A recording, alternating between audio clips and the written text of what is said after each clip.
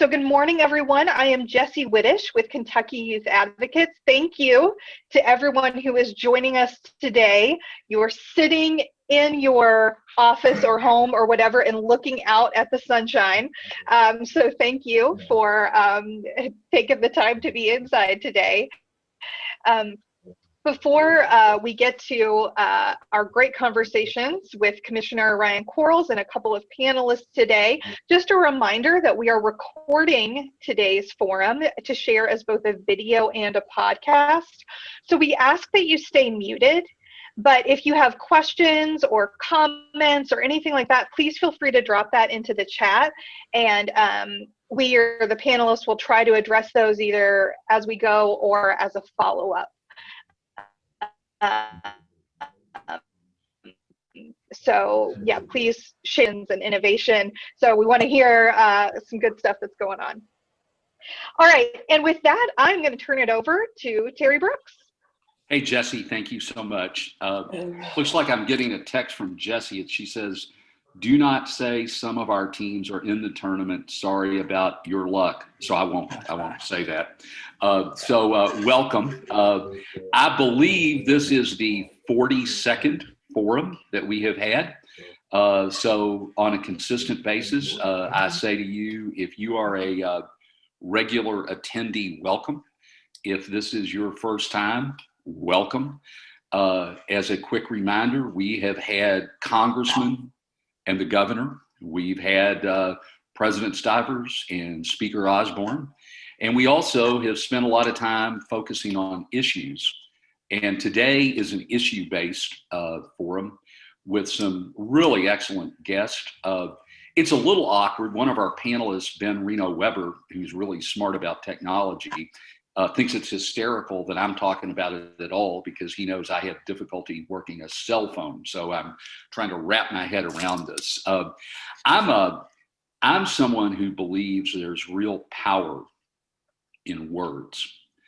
And when I hear the phrase, the digital divide, I'm not sure what that means for me. That seems like someone has just said, there is the Grand Canyon.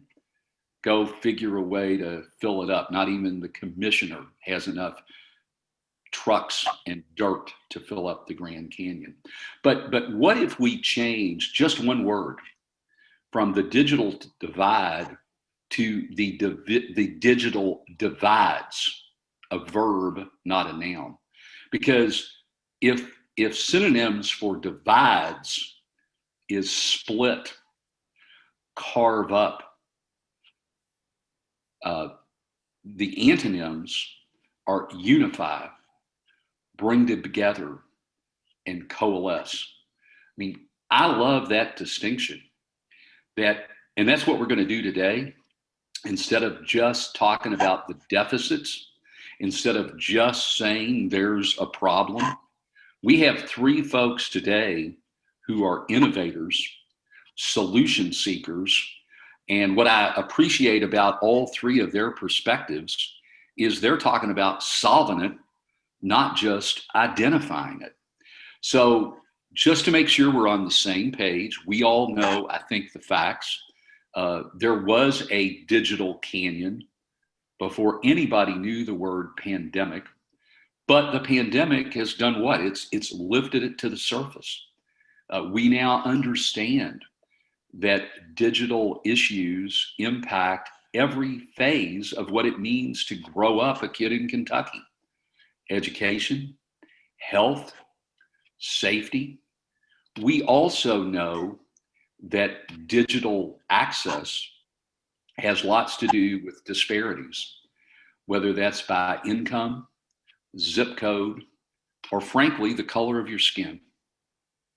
And finally, as the folks on the call, all of whom know more than I do about this, will probably bring up, we also are becoming a bit more sophisticated in analyzing what that concept means. We now know access is important, but so is quality, so is depth, so is utilization.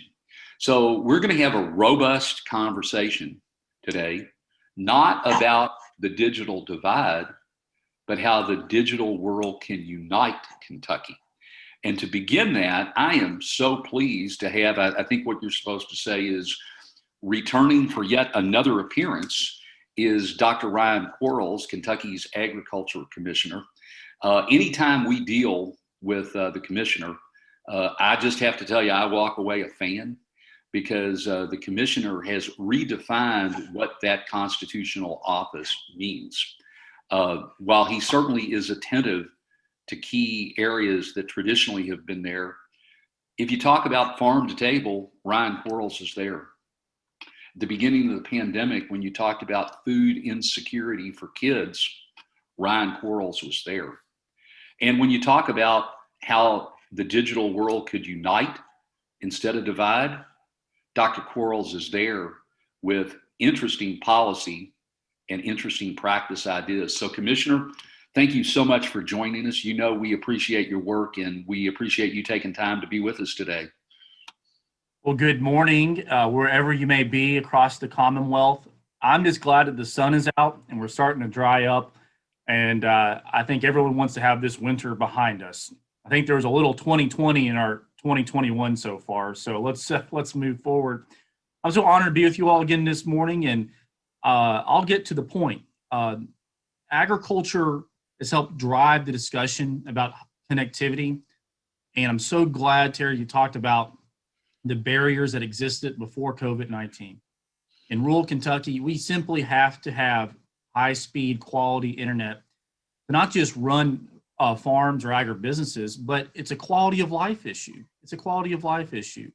And if we want to get young Kentuckians to choose to invest in rural Kentucky by living there, you need to have access to quality healthcare. You need to have quality schools, and increasingly now, you have to have access to the internet. And it's COVID-19 has exposed some of the stress points on our networks. And as kids are learning from home or attempting to, in some cases, they're going to parking lots of restaurants or parking lots of the local farm bureau to get access to the internet. The time is now. The time is now to get serious about it. And I'm happy to have a discussion about it, because this not just affects the ability to do business, what you just said, telemedicine, which increasingly is being done over the internet, education, of course, but it's also an economic development tool. And what I'm afraid of, that Kentucky is so far behind, is that businesses that are looking to locate, they used to just ask, what's the electricity? How much water capacity do you have? Is there land available? If you don't have high-speed quality internet, a lot of these companies won't even look at Kentucky right now. And so I'm happy to have a discussion about this and get deep and complex if you want. Yeah, thank you so much, Commissioner. So I think you made the point that that certainly that issue was there before the pandemic, but the pandemic has brought it to the forefront. I know that you have advanced some very well posited ideas at both the federal level and the state level to move this ahead. So let's start at the federal level. I think you offer up the idea that if Kentucky positions itself and takes advantage of it, a number of barriers, including the big kahuna called money, may not be there. So talk about when you think about our issues and the federal government, what can we expect? What could we take advantage of from DC? Well, over the past 2 years, again, pre-pandemic and then 2020, there had always been support for investment in internet capacity, but it's kind of like tax reform. Everybody wants tax reform until you actually see what's in the bill, right? Until you actually see, then you have different opinions.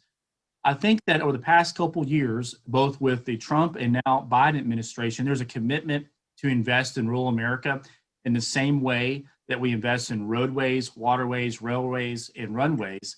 Now we need to invest in broadband internet, because there are some service issues in urban America, but a lot of it, what we're talking about, is rural parts. Kentucky Wired, whatever your opinion is of that, I think that we have digested that, and now we have a middle mile network across the state that counties, if they choose so, can invest in.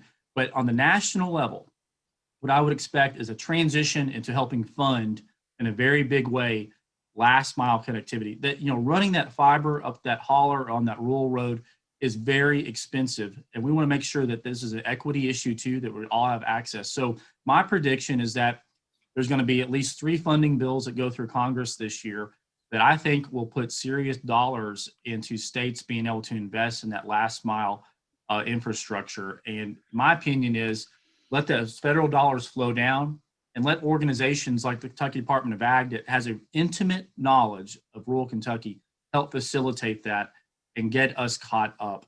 I think that the United States Department of Agriculture is already facilitating federal grant money for broadband. So why not help facilitate as much as we possibly can, leverage those dollars and do it in a smart way? So again, to our participants, what I hope you're hearing Dr. Quarles suggest is we just may be in a position to take action. It doesn't have to be theoretical. So that's just another reason that I want to challenge all of you to be solution focused rather than problem identifiers. So Commissioner, that's the federal scene. I know that you have been active and visible with our friends in the General Assembly as well, in terms of there's the federal action and then there's the locus in Frankfurt. What's your vision? What's your hope? What's your challenge for state lawmakers to take to propel this issue forward? I think that we need to have a clear plan about how Kentucky is going to tackle last mile infrastructure investment. I already mentioned the middle mile, and I think we've done a good job with both private and public sector building that out. Now it's time to focus and transition on getting every Kentuckian, regardless of where you live, whether you're in a downtown city or in rural Kentucky where I come from, connected to not just a high-speed quality internet product, but one that we can rely upon as well. And so my vision is this: we have a bill, House Bill 3, that more or less would have a broadband fund that we can collect money from various sources from. If the General Assembly wants to put state dollars in, great. Let's put some seed capital in there. It would allow our office to ask the Federal Communications Commission, USDA, HUD, Department of Transportation, future CARES Act funding, future appropriations bill, leverage as much federal dollars as possible, bring that down, put it into the fund, and then through a cost share localized program, have communities on the county and city level apply for cost share grants with a plan to help build out that final mile. And we all know it's going to be difficult. Kentucky's a very regional state, and a one size fits all will not work here. And for example, in some of our more mountainous areas, you're probably going to have to run fiber. Some of our flatter areas, you might have a wireless network attached to a grain bin that services a certain portion of that county that works well. We also know that there's other types of internet technologies out there that are emerging, and so we don't want to discriminate about which technology is being used. But what we do want is that if we're going to put taxpayer money in to help partially fund infrastructure, that at the end of the day, that internet must have the quality that was promised and meet or exceed federal expectations of what the definition of broadband is. And for me, we're serious about this. We have a bill going through session right now that would help set this up, and in a very open and transparent way, allow our judge executives, our mayors, our magistrates to help steer how their community should go ahead with broadband connectivity on the local level. Okay, and folks on this call, if they're veterans, are used to us giving them homework, Commissioner. So one of our homework assignments is going to be for them to go to our site, dig into this bill, and make calls. Can you remind everybody where that sits right now in terms of the legislative process? Well, the bill is House Bill 348, and is a reiteration of a bill that passed last year called House Bill 362 that actually set up this fund. 348 tweaks it. Right now is recommitted to appropriations and revenue, but we think that with the budget talks ongoing, and as the session more or less wraps up next week, we're able to have some influence on how that money would be facilitated. But the way I look at it is this: we know in 2021, there is a big opportunity to draw down federal dollars. Kentucky is one of only 2 states in the entire country that does not have a recognized broadband plan by the federal government. In fact, if we don't have a recognized plan, we actually have points deducted from our grant making application. So why hasn't this been done yet? And for me, I'm not here to look at the past. Let's look for solutions. Our bill would require us to commission a study. And that's good, because when you look at the map of Kentucky, we need to have independent data to show us where to invest and also how to point our compass to the true north so that we can be strategic about this and not just shotgunning grant money out there. We want to make sure that it dovetails, there's a plan. And in case you're wondering, it's Kentucky and Mississippi that doesn't have recognized broadband plans. And so it's so important that we don't tread water. And hey, I want to work with everyone in Frankfort. If there's another CARES Act funding mechanism, that would be a great use of federal dollars to put into this broadband fund and get action going now. Right.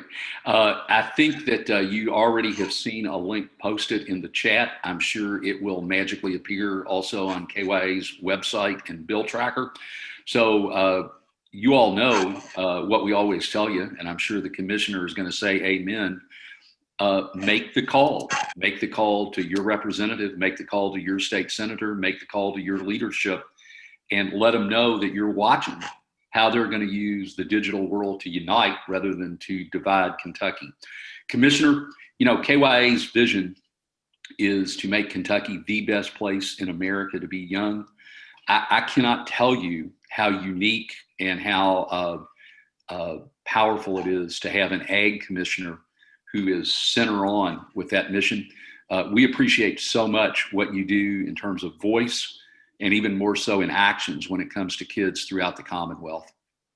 Thank you so much. And I know we're talking about broadband a lot today, but let's not forget, as the sun starts to dry out our muddy fields, sign up for a CSA, go to your farmers markets, which will be open just around the corner.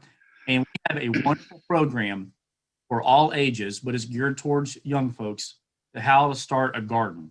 Go to your local extension office. We have a wonderful extension program across Kentucky. We started what's called the Victory Garden program. It's a World War II themed victory garden, and it'll teach you how to start from either a windowsill tomato plant all the way to raised boxes in your backyard. Get your hands dirty, learn about the science, technology, engineering, and math that is agriculture. And who knows, you might inspire someone to choose ag as a career. Thank you so much, Commissioner. We appreciate you being here. Have a good rest of the day. God bless. Thank you. So you've heard what's happening at a federal and state level. We now want to take it to an on-the-ground level.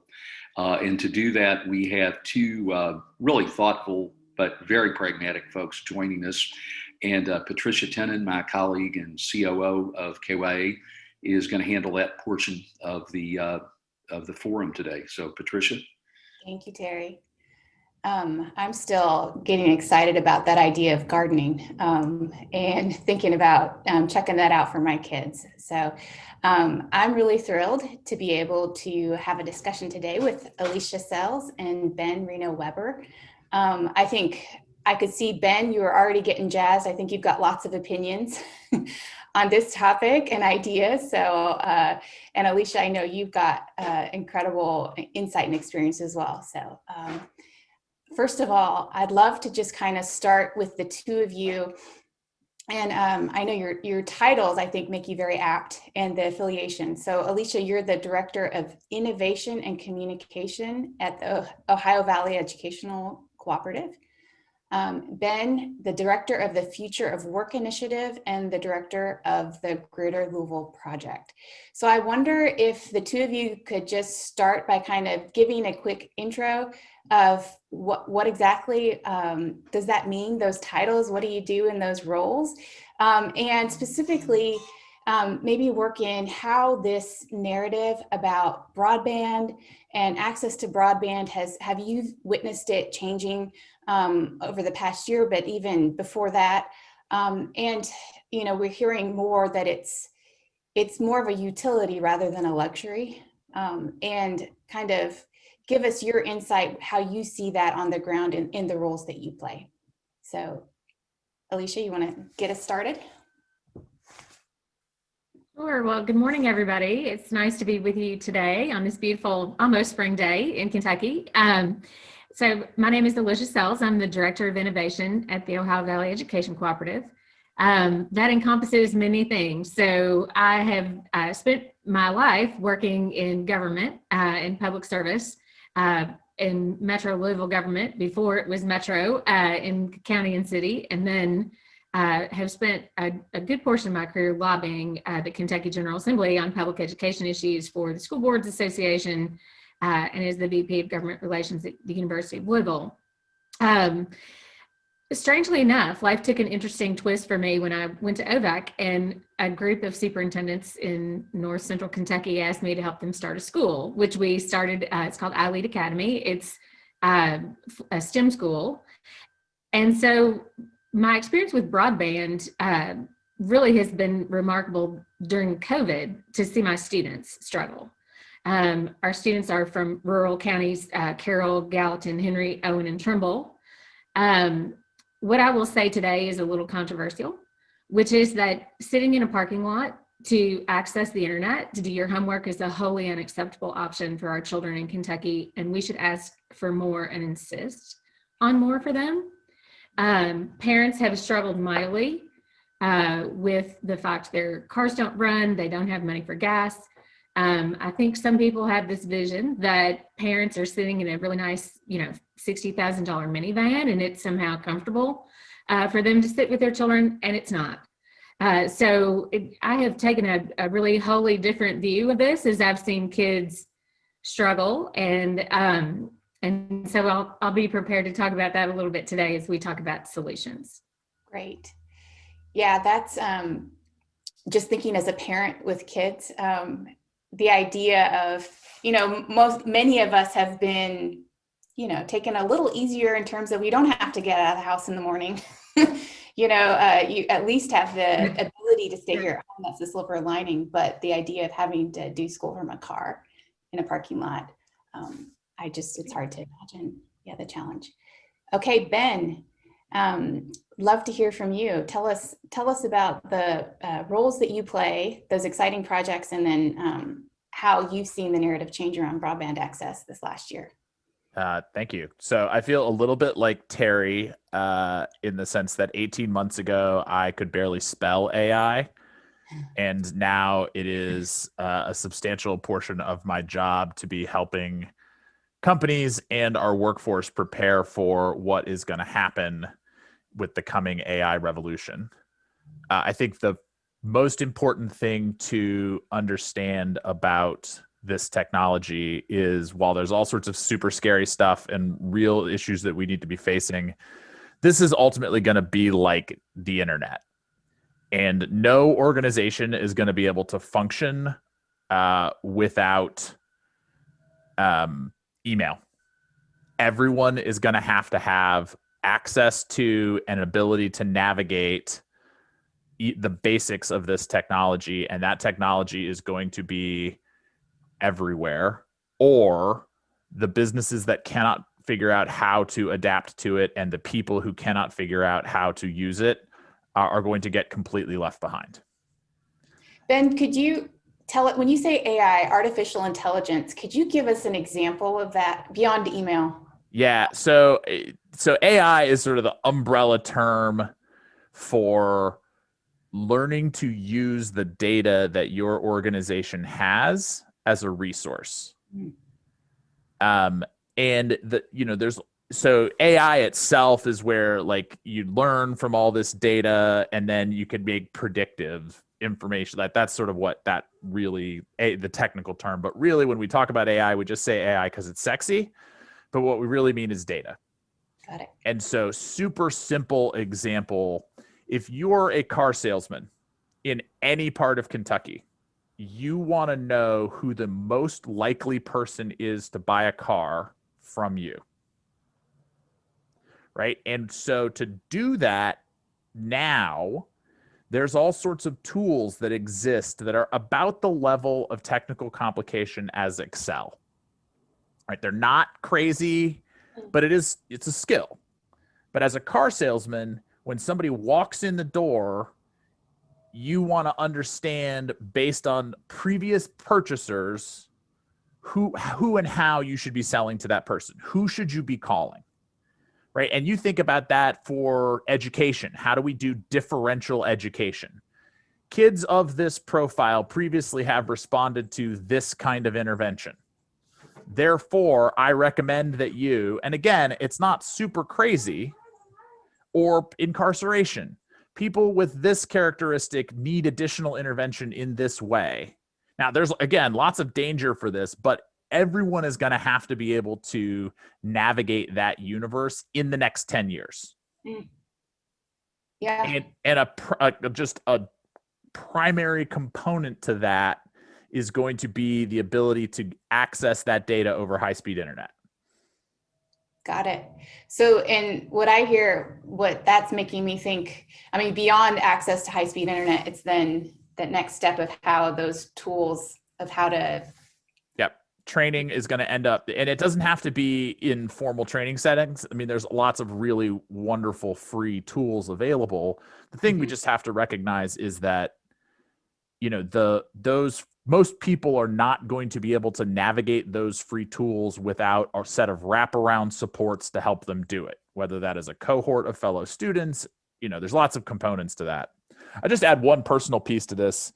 So my family is from extremely rural Iowa, and it became clear during the rural electrification program in the 20s and 30s that Dyersville, Iowa was not on the list of places to get phones. And so my grandfather and a set of other local community leaders built their own party line phone lines. They pooled some money, and it was just local. And what they ended up doing was connecting eventually to the national network, and that national network bought them out. And I think there's going to have to be some combination of that, oh, there's a federal program and we've got Kentucky Wired, and that's great. But we're going to really want to and need to tap local leaders to create the problems that are appropriate to solve the problems that are appropriate in the ways that are appropriate to their communities. So that's part of what I'm going to be, you know, talking about and encouraging this group to be like, let's create some local flexibility. And by the way, build some local businesses who might be able to try and solve these problems in ways that are appropriate to each of the very diverse communities in Kentucky. Cool. Yeah, well, good. I think before we, I'm really excited to hear more from both of you about those innovative practices. Maybe first let's step and just kind of ground ourselves in the problem quickly when we talk about the digital divide and those disparities. You know, we heard that it's from the Commissioner Quarles, it's critical for education, healthcare, economic development, and I would be remiss to leave out justice. We know a lot of folks on this forum today represent the court system, and we've seen how critical that is to even have be able to show up for court hearings. So when, Alicia, I'd like to start with you. When we hear about those disparities within urban and suburban communities versus rural, we hear about related to race equity. How are you seeing those differences across counties? So actually, I think that it's one of the things that is uniting in its disparity. I know that makes no sense, but there are many issues that face people of poverty in rural America that are dissimilar to issues of poverty in urban America, but these points are exactly the same. So the lack of access for a child in West Louisville versus lack of access for a child in the hollers of Eastern Kentucky to the internet and to digital tools is exactly the same barrier. So so one set of solutions can really solve many, many problems. It's one of the things that I think is spot on is the localization of the solution. But I also don't want us to get so bogged down in creating lots of different solutions that we create more inequities, because some communities have capacity to create solutions and some don't. So in Louisville or Lexington, there would be a group of people who could probably come together from universities, from businesses, and sit down and map out solutions.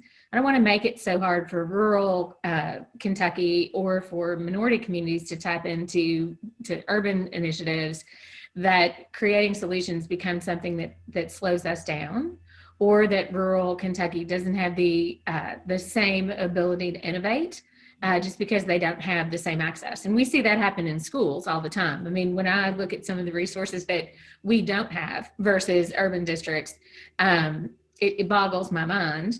And so I don't want us to repeat some of those same issues. And so I don't want us to start from a place of inequity. Thank you. Ben, could you speak to, I know as part of your role with the Greater Louisville Project, you all recently had a brief that kind of looked into the data, dug into the data on this, focusing on Metro Louisville.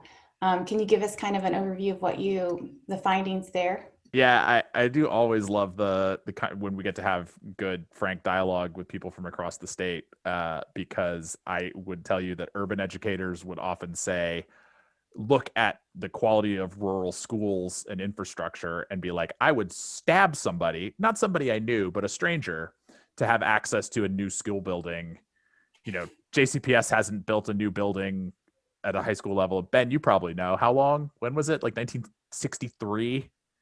It was in the late 60s, early 70s, but we have broken ground on several new schools, so they are coming. Right. So I'm always intrigued by the like, I wish I had that. You know, I think absolutely there's the digital divide within Louisville is ridiculous. And I agree with Alicia that it is a uniting issue that everyone, regardless of political party, I mean, hearing Commissioner Quarles be like, hey, we need to get federal dollars to solve this problem, you know, that is a statement from somebody whose party generally tends to favor smaller government. So I think it is a uniting issue, and there's some really interesting possibilities around how do we go about this. I think delineating the problem clearly is going to be really the first step. You know, and then the other complicating component is going to be, how do we deal with the commercial players in the space? So if you ask AT&T and Spectrum in Louisville, they will tell you that we do not have a problem here. They have a subsidized program that anyone can apply for, and the problem is people just aren't applying for it.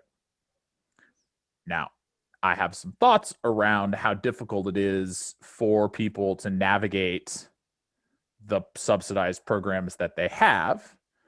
There's going to be also some, work done around, well, let's just go ahead and video somebody trying to sign up for this program and put that on social media and then see what happens. Now, those are different issues than exist in rural Kentucky, where there's currently just not the infrastructure in a lot of places. But I think the mechanisms are going to be or at least could be very similar. And I would encourage us to think about what kind of mechanisms we could use that would work across both sets of things, rather than trying to create something for the urban and something for the rural. Yeah, I'm really intrigued by both of the discussion about how it's kind of it's a local solutions. You got to combine that with then state coordination and then federal funding. That seems to be the ticket here. I'm wondering, what are innovative practices? Let's jump into that. What are you seeing? Are there other states that have figured this out that you're looking to, that you think, we should be considering and supporting here in Kentucky? Alicia, you want to? So I think, I would encourage everybody to take a look at what they're doing in Chattanooga, Tennessee. It is a program that has a tremendous amount of leadership from their mayor. They have invested, I think it's $300 and some million, and about 100 million of that, and I'm rounding, is federal money. And then they are investing state resources and local resources into it as well. So they have really built out their own smart grid in Chattanooga, Tennessee. They are in the process now, with the mayor's leadership, of raising money to extend that access to that grid to all school children in the community for economically disadvantaged kids. And it's a 10-year plan. It's not a one-time solution. And so they're doing some really good things. House Majority Whip Jim Clyburn has a bill that passed out of the House last year in the Congress that does a lot of things around infrastructure. But one of the things that I particularly like about it is it offers a $50 per family monthly subsidy for internet. So one of the things that Ben was talking about was, the providers will say, oh, there's not a problem, you can apply for the subsidy program. Then we get down into, and Commissioner Quarles referenced this, quality and speed. And so some of these subsidized programs have a very low speed, and so it doesn't enable kids to do a whole lot more than they could do, on a very minimal network. And so I think Commissioner Quarles is right. I think we need a federal, state, and local solution. The General Assembly passed a couple bills yesterday in the House A&R Committee, one that I was surprised to listen and talk about. One was about mining cryptocurrency and how they're mining cryptocurrency in Marshall County, which was a pretty interesting discussion, and giving tax credits to attract cryptocurrency mining companies to Kentucky, which I loved. I thought that was a great idea. The other is they did a committee sub on a shell bill that would allow rural electric cooperatives to get into the business of broadband. And so there are lots of disparate efforts out there. I think what we really need is vision and leadership. It takes a visionary leader like the mayor of Chattanooga to do something as innovative as he's done. And so I'm really thrilled to see Commissioner Quarles put his leadership to it. I'm really thrilled to see the chair and the vice chair of A&R and the House working on this. And I know they want to work on that during the interim as well. But I thought those bills were really just, it was fun. I'm a geek on politics, but I love to listen to that kind of conversation. So I would encourage you to look at Chattanooga. I'd encourage you to look, I'll enter the bill numbers in the chat.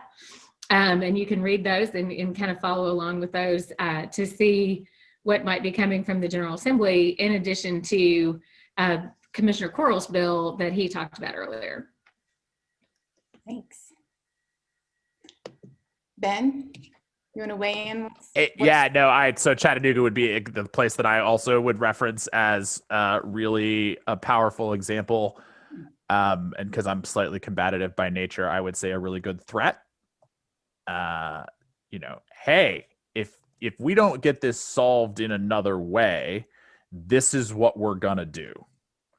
And I think Ben referenced rural electrification earlier, and there's something really powerful in that. I also love the idea of a carrot that says we're going to subsidize every family to this level and then let entrepreneurs really drive. Man, I want that $50 a family. That's real money. And I think that would be a really powerful incentive for some great innovations in this, because there's no right answer here. I mean, there's, whether this is going to be, we're going to do 5G across the mountains, or whether this is going to be, we're, burying cable. This is going to be, actually, all we really need is, to work out from the schools that are already wired from Kentucky Wired. Like, there's a lot of different possibilities for how this gets done. Mm-hmm. And I think if we could create a pool, an innovation pool, where the winners could, with really strong restrictions, I mean, we need to make sure this is not a boondoggle, but to try and create the things that are appropriate to their community, like with a commercial end, that's powerful. And maybe we subsidize it for 5 years, and then after that it becomes income based. Mm-hmm. Some version where I think we can stretch the political will to address this issue that we know is essential by creating a solution that fits the needs of every part of the spectrum. I mean, the other piece that I think is really important to acknowledge is that ag tech is going to be huge. The cost savings that come from being able to only water the parts of your field that really need it, or have real-time information on pesticides, or in real time certify an organic field, like that's real money. And for the state with the highest density of family farms of any state in the country, I think the involvement of agriculture in this conversation is essential. So hats off to Commissioner Quarles and to this group for making sure that his office is deeply involved. Great. Ben, I know Alicia had mentioned a couple bills she's following when it comes to the state legislature. Is there anything you're paying attention to, budget investments? The tax structure of my organization is such that no, I will say zero things about what's going on. Okay, got it. Well, Alicia, I think when you mentioned that visionary leadership, that's what we need. I think kind of to close out this Q&A part, I'd love to hear from you. Ben talked if we don't AI is going to be the mode in 10 years from now. That's the something that we have to we cannot ignore the influence that's going to have on society. And when we talk about just access to broadband in general, what's your vision 10 years from now?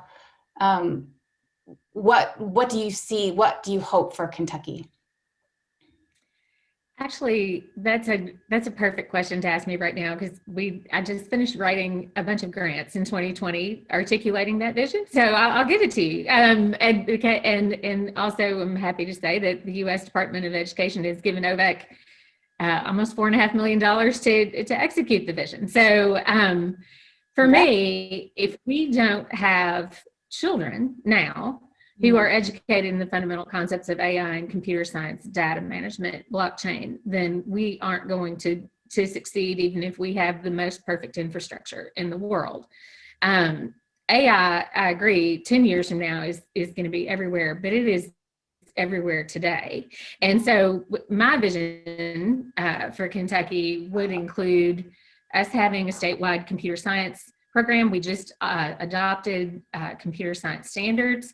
The Department of Education has historically done great work in infrastructure for schools, but we now need to really become expert at educating children in computer science. And so OVAC is going to be talking a lot about that in the coming year as we roll out these grants. And I'm happy to say today, without a prior public announcement, that those are urban and rural schools that will be involved. And so we're going to address a huge problem, which is addressing the number of people trained to teach computer science in schools.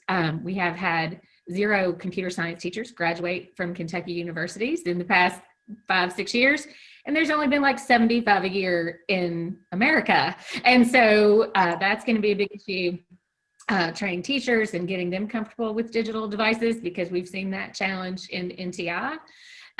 Also getting students conversant in computer science and digital skills and computational thinking, and starting that in a career pathway that begins in 3rd grade and goes all the way through post-secondary ed. So some of it is we need visionary leadership now, but we also need to educate visionary leaders and make sure that every Kentucky citizen is a digital citizen, able to understand and function with technology and understand how it fits into their part of the world. And that's everyone's world, as we come to understand in trying to survive in a pandemic where we're communicating with each other like we are today. So my vision is about children. It always is. I think it's critically important that we have a strategy to educate children in this world that is as aggressive, if not more aggressive, than any efforts we have on infrastructure. Great. So Ben, thank you for that, Alicia. I was picturing a story. So I've got a 9 and 11-year-olds, and it's making me think maybe a silver lining, at least, I mean, they've got broadband access and they've got Chromebooks here at home. And a project that they've been doing with their cousins who are in kindergarten is creating a Google Classroom and pretending to be teachers. Oh, Amazing. I love that. That's great. Yeah, Amazing. I love that. And they're thrown into it, like in terms of their literacy with technology is far beyond ours now. So, you know, I'm just thinking sometimes when things break down, that's when transformation and progress happens. So, yeah. Exactly. Ben, I'd love to hear from you. What's your vision for Kentucky 10 years from now?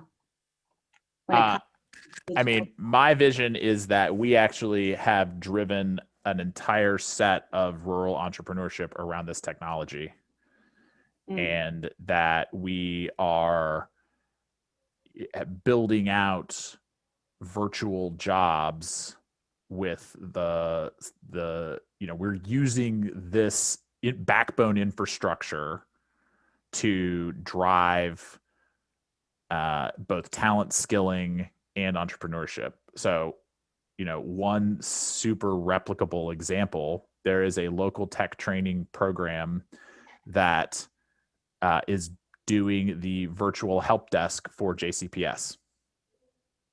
So as we get all of these students online, and the reason that I just had to hop off was because Google and Microsoft got into a fight on my kid's computer. But the call center is staffed by people who were trained in a local program.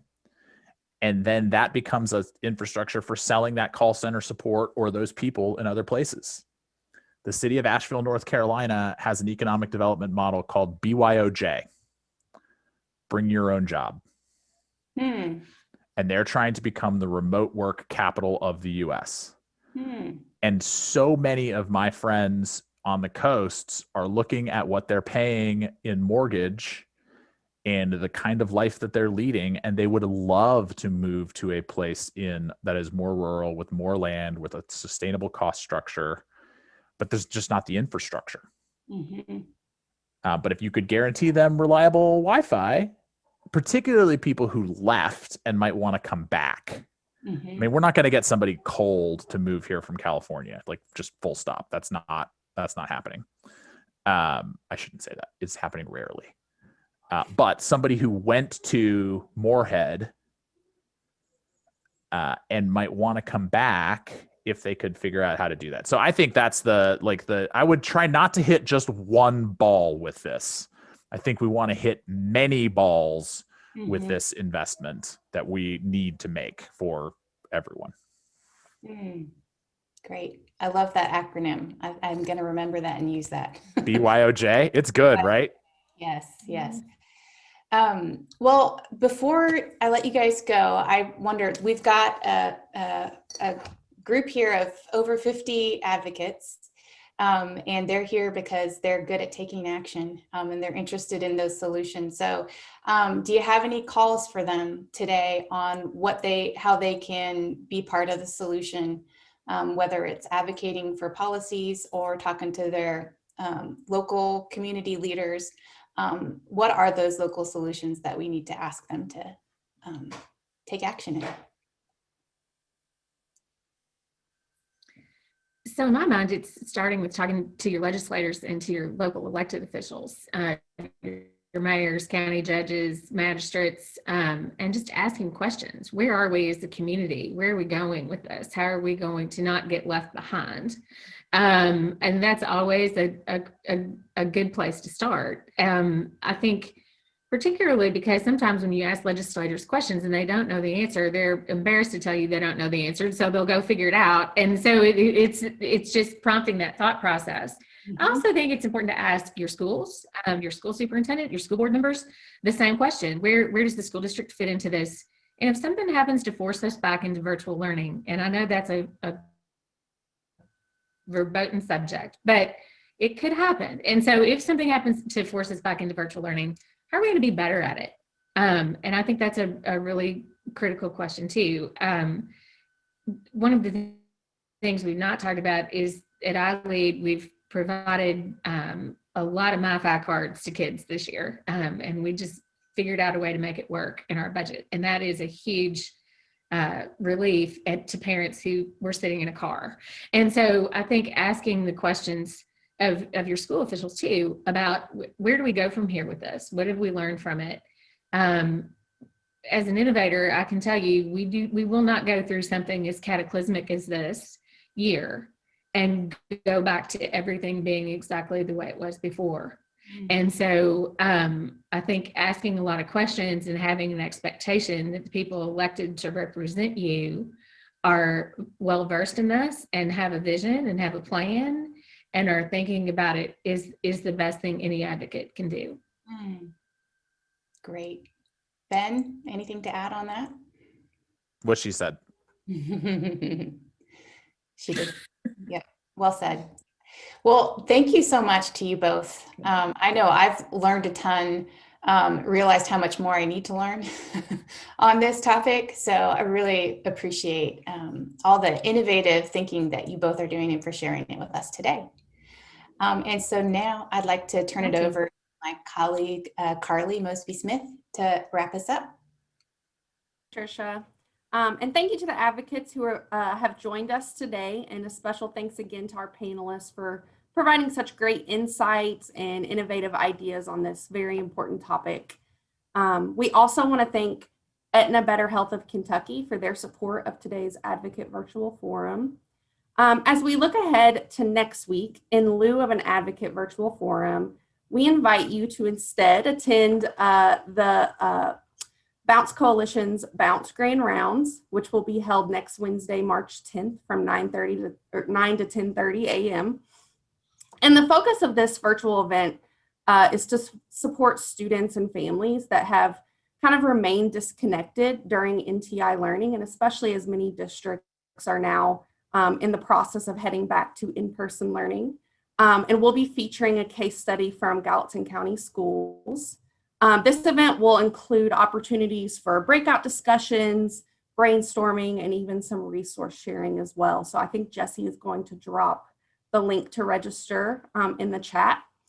As always, the follow-up email from today's forum will include a recording of the forum, along with any resources that we discussed, and also a link to sign up for next week's Grand Rounds. Thanks again for joining us, and hope you all have a great rest of your day.